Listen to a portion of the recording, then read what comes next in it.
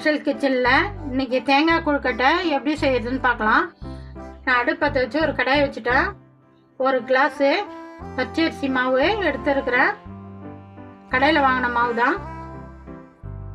அடுப்பு தீ கம்மியாச்சுன்னு நம்ம மாவு வறுத்துக்கலாம்.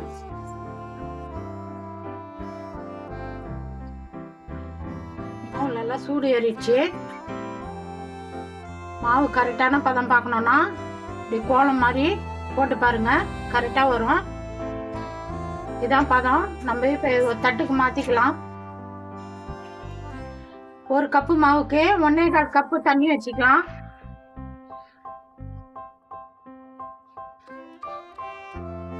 ஒன்னேகால் தண்ணி வைக்கிறேன். இந்த மாவுக்கு தகுந்த மாதிரி உப்பு போட்டுடலாம். தண்ணியிலே 1 டீஸ்பூன் நெய் போட்டுக்கலாம். தண்ணி நல்லா கொதி வந்துடுச்சு.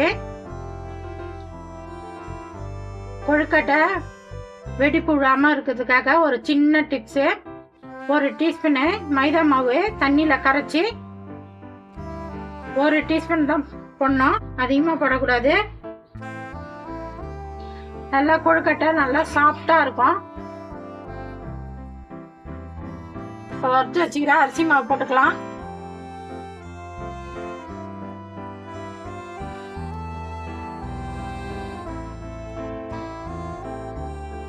மாவு கொட்டை மட்டும் அடுப்பு வந்து சிம்மில் இருக்கணும். நம்ம ஊற்றின தண்ணி கரெக்டாக இருக்குது பாருங்கள். 1 கிளாஸ் மாவுக்கு 1.25 கிளாஸ் தான் தண்ணி ஊற்றணும்.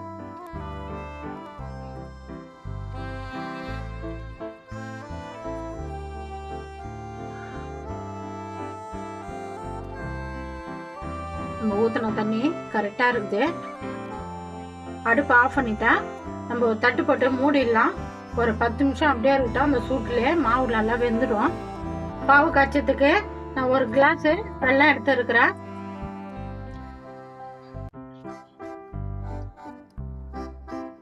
ஒரு 1/4 டம்ளர் தண்ணி ஊற்றிக்கலாம். தண்ணி நிறையா ஊற்றாதீங்க. வெல்லம் கரைஞ்சா போதும், நம்மளுக்கு பாவு பதம் தேவையில்ல.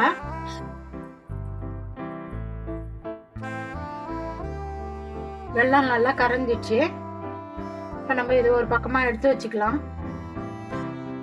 வேற ஒரு கடாயை வச்சு 1 டீஸ்பூனு நெய் போட்டுக்கலாம். தேங்காய் துருவல் நான் ஒரு 7-10 எடுத்து தேங்காய் துருவல் பண்ணியிருக்கிறேன். தேங்காய் போட்டுக்கலாம். நான் கிஸ்மிஸ் பழம் ஒரு கைப்பிடி போடுறேன்.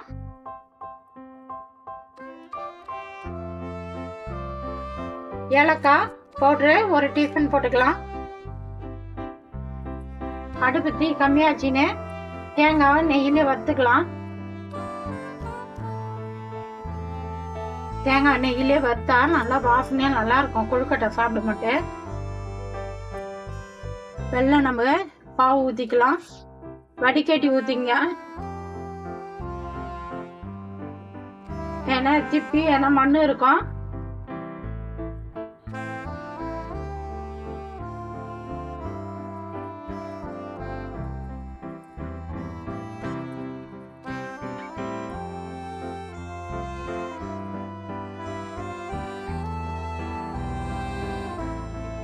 பூர்ண கொழுக்கட்டை வைக்கிறதுக்கு ரெடி ஆகி போச்சு. பூர்ணம் இந்த பதம் இருந்தால் போதும். இது சூடு ஆன பிறகு இன்னும் ட்ரை ஆகிடும். இப்போ நம்ம இறக்கலாம்.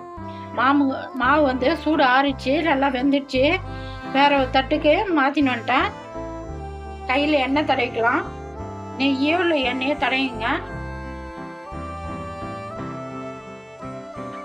நல்லா மாவு பிசைஞ்சிக்கலாம். நல்லா சப்பாத்தி மாவு பதத்துக்கு நல்லா சாஃப்டாக பிசையணும். நம்ம ஊற்றின தண்ணி அளவு கரெக்டாக இருக்குது.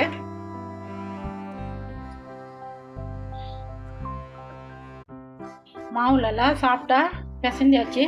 இப்போ நம்ம மாவு வந்து அழகாக கொழுக்கட்டை பிடிச்சிக்கலாம். கொஞ்சமாக மாவு எடுத்துக்கலாம். கையில் எண்ணெய் தடவிங்க ஒட்டாமல் இருக்கிறதுக்கு.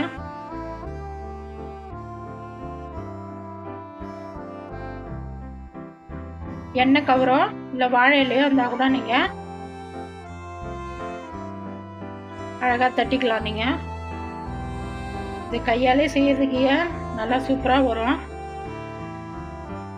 உங்களை கையால் வரலன்னா நீங்கள் அச்சு வச்சுருந்தா கூட நீங்கள் அச்சில் கூட செஞ்சுக்கலாம். நம்ம அழகாக கையாலே செஞ்சாச்சு. இப்போ பூர்ணம் ஒரு டீஸ்பூன் வச்சுக்கலாம். வச்சு அழகாக இப்படி மடக்கிங்க.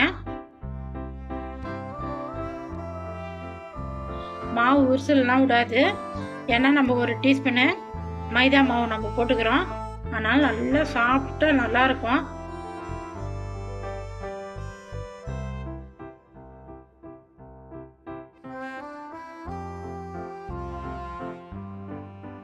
எவ்வளோ சூப்பராக இருந்துச்சு பாருங்க. நல்லா ரொம்ப மெலிசாவும் இல்லாத ரொம்ப மொத்தமாக இல்லாத மீடியமாக தட்டிங்க. ஒரு டீஸ்பூனு பூர்ணம் வச்சுக்கலாம்.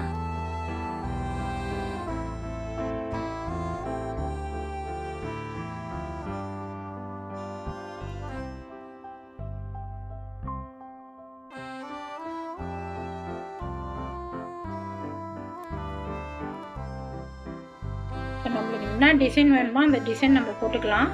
சூப்பராக வரும்.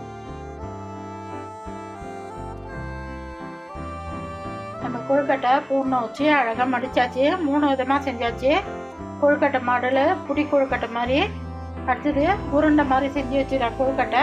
இப்போ நம்ம போயிட்டு அடுப்பில் வச்சுக்கலாம்.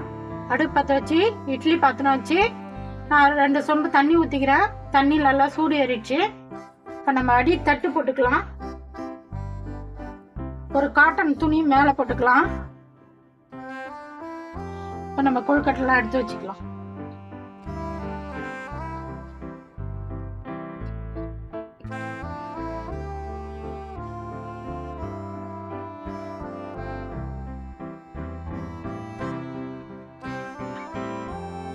நம்ம காட்டன் துணி ஏன் போடுறோன்னா தண்ணி இன்னி ஆவி தண்ணி படாமல் இருக்கும் கொழுக்கட்டையில். 10 நிமிஷம் தான் நம்ம வேக வைக்கணும் கொழுக்கட்டையை. ஏன்னா மாவு ஏற்கனவே வெந்த மாவு தான். ஒரு 10 நிமிஷம் இருந்தால் போதும். அதிக நேரம் வச்சா கொழுக்கட்டை வெடிப்பு வந்துடும். நம்ம கொழுக்கட்டை வச்சுட்டு போனோம்.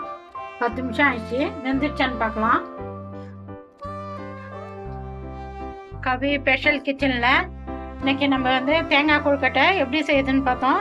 நல்லா சூப்பராக நல்லா சாஃப்டாக வந்துச்சு. அவ்வளோ சூப்பராக சாஃப்டாக இருக்குது பாருங்க. சூப்பராக நல்லா சாஃப்டாக இருக்குது பாருங்க.